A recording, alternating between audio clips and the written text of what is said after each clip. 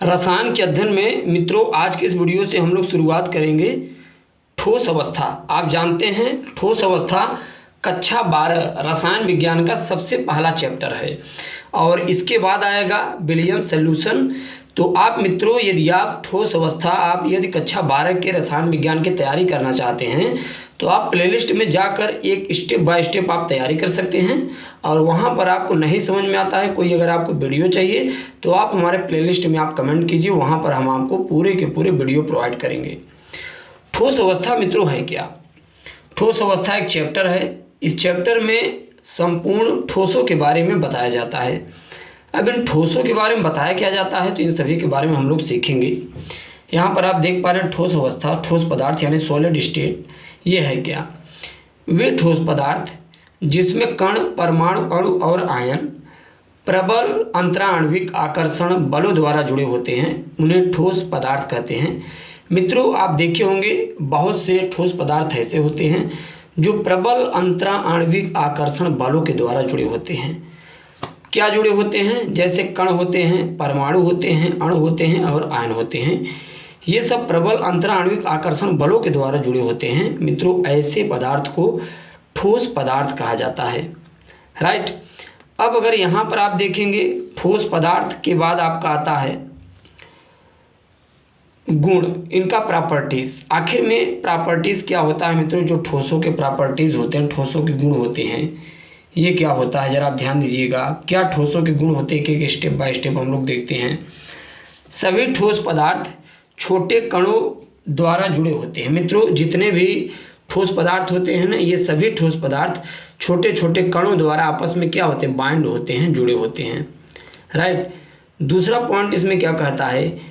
इनके निश्चित द्रव्यमान एवं आयतन व आकार होते हैं। मित्रों जितने भी ठोस पदार्थ होते हैं ना, इनके द्रव्यमान, आयतन और आकार निश्चित होते हैं।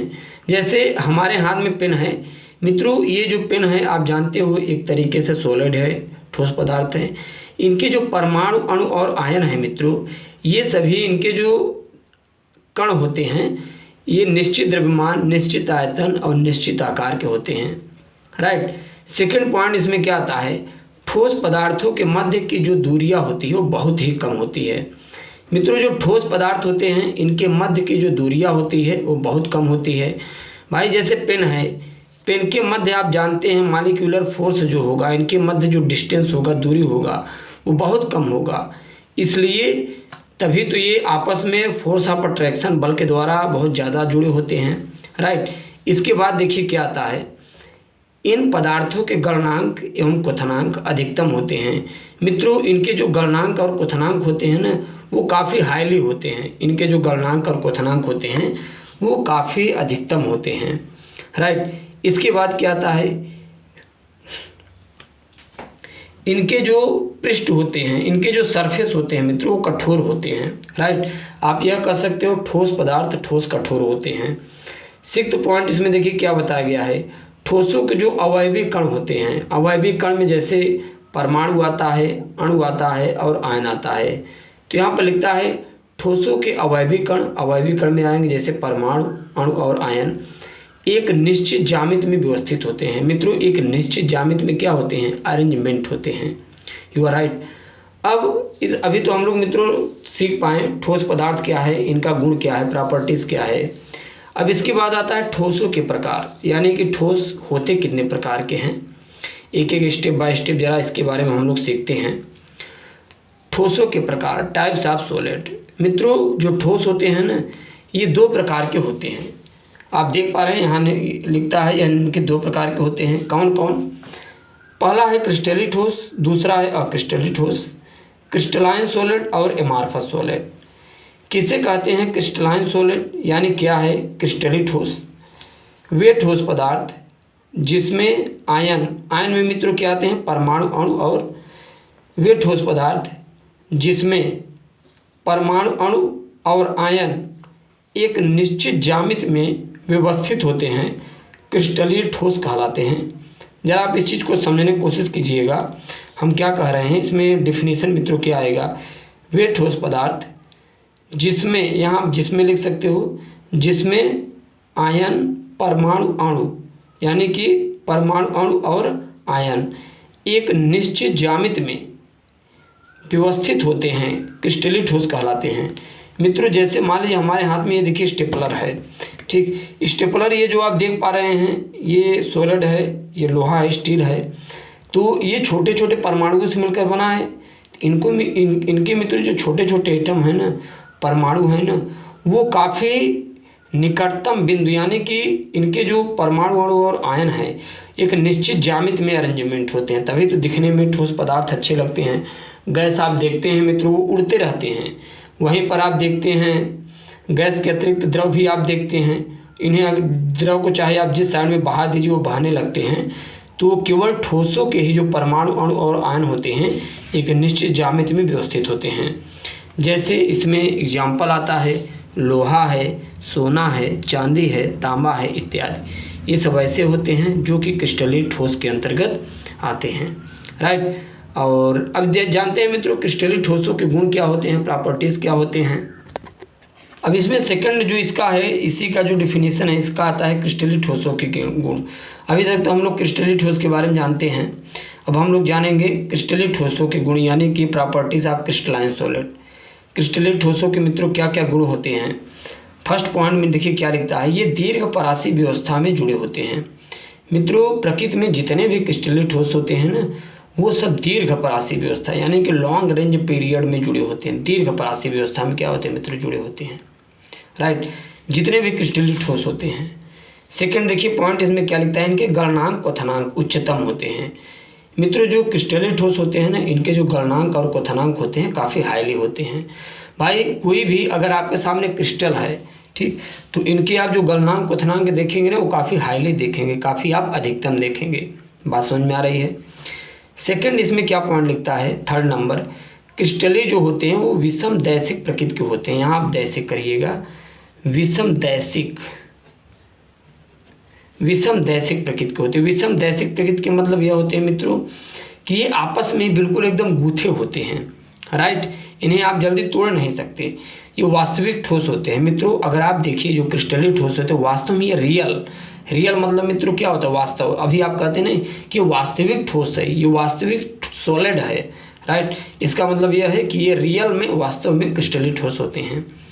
फिफ्थ पॉइंट देखिए इसमें क्या लिखता है, क्रिस्टलीय ठोसों को अगर तेज धार वाले हथियार से काटा जाए तो प्राप्त नए जनित सतहें जो होते हैं वो चिकनी और सपाट होती हैं। मित्रों प्रकृति में जितने भी क्रिस्टलीय ठोस हैं उन्हें आप तेज धार वाले हथियार से आप काटिए तो प्राप्त नए जनित सतहें जो होती हैं ना वो चिकनी और सपाट होती हैं। कैसे होती हैं मित्रों, चिकनी और सपाट होती हैं। बात समझ में आ रही है, कैसे होती है मित्रों, चिकनी और सपाट होती हैं। You are right. इसके बाद देखिए क्या आता है, इसके बाद आता है अक्रिस्टलीय ठोस यानी कि एमार्फस सॉलिड। अक्रिस्टलीय ठोस है क्या, वे ठोस पदार्थ जिसमें अवयवी कण में आते हैं मित्रों परमाणु अणु एवं आयन एक निश्चित ज्यामिति में व्यवस्थित नहीं होते हैं, अक्रिस्टलीय ठोस कहलाते हैं। मित्रों यहाँ पर हम कह रहे हैं आपको वे ठोस पदार्थ जिसमें अवयवी कण में जैसे आएंगे परमाणु अणु एवं आयन एक निश्चित ज्यामिति में व्यवस्थित नहीं होते, अक्रिस्टलीय ठोस कहलाते हैं। बात समझ में आ रही है भाई। अगर परमाणु अणु और आयन एक निश्चित ज्यामिति में अरेंजमेंट होते तो क्रिस्टलीय होते। अगर एक निश्चित ज्यामिति में अरेंजमेंट नहीं है तो कैसे हैं, अक्रिस्टलीय हैं। जैसे प्लास्टिक है, रबड़ है इत्यादि, ये सब ऐसे पदार्थ होते हैं जो कि अक्रिस्टलीय ठोस के अंतर्गत आते हैं, राइट। नेक्स्ट मित्रों जो आपका डिफिनीशन आता है वो आता है अक्रिस्टलीय ठोस के गुण। मित्रों जो अक्रिस्टलीय ठोस होते हैं इनका क्या गुण होता है, क्या प्रॉपर्टीज होता है, जरा इसके बारे में हम लोग समझते हैं। इनका देखिए प्रॉपर्टीज ऑफ सॉलिड स्टेट। अक्रिस्टलीय ठोसों में अवयवी कण लघु परासी व्यवस्था में जुड़े होते हैं। भाई जो अक्रिस्टलीय ठोस होते हैं वो लघु परासी व्यवस्था, अभी जो हमने क्रिस्टलीय बताया वो दीर्घ परासी, लेकिन जो अक्रिस्टलीय है वो लघु परासी व्यवस्था। ये प्रबल अंतराणविक आकर्षण बल से नहीं जुड़े होते। मित्रों जो अक्रिस्टलीय होते हैं ना ये प्रबल अंतराणविक आकर्षण बल से नहीं जुड़े होते, लेकिन जो क्रिस्टलीय होते हैं वो प्रबल से जुड़े होते हैं। क्रिस्टलीय का जो तीसरा गुण है, अक्रिस्टलीय का जो तीसरा गुण है, ये आभासी ठोस अथवा अतिशीतित द्रव होते हैं। वहीं पर जो क्रिस्टलीय ठोस थे वो कैसे थे मित्रों, वो आप वास्तविक थे वो विषमदैशिक प्रकृति के थे क्रिस्टलीय, और ये जो अक्रिस्टलीय है ये समदैशिक प्रकृति के होते हैं। राइट। फिफ्थ पॉइंट देखिए क्या लिखता है, अक्रिस्टलीय ठोसों के तेज धार वाले हथियार से काटने पर प्राप्त नए जनित जो सतहें होती हैं वो कैसे होती हैं, खुरदुरी होती हैं। मित्रों, अगर कोई भी आप अक्रिस्टलीय ठोस पदार्थ तेज धार वाले हथियार से काटेंगे तो ये जो प्राप्त नए जनित सतहें होंगी ना वो चिकनी और सपाट नहीं होंगी बल्कि खुरदुरी होंगी। जैसे NaCl, MgCl2, CaCl2, KCl, ये सब ऐसे होते हैं जो अक्रिस्टलीय के अंतर्गत आते हैं। You are right. इसके बाद आता है मित्रों आणविक ठोस, अधात्विक ठोस। धात्विक बहुत से हैं लेकिन इसमें हम आपको बताएंगे अधात्विक ठोस और आणविक ठोस ये है क्या। यहाँ ध्यान दीजिएगा, अधात्विक ठोस सहसंयोजक बंधों द्वारा जुड़े होते हैं, सहसंयोजक बंध यानी कोवैलेंट बॉन्ड के द्वारा। ये ज़्यादातर भंगुर होते हैं अर्थात नर्म ठोस होते हैं।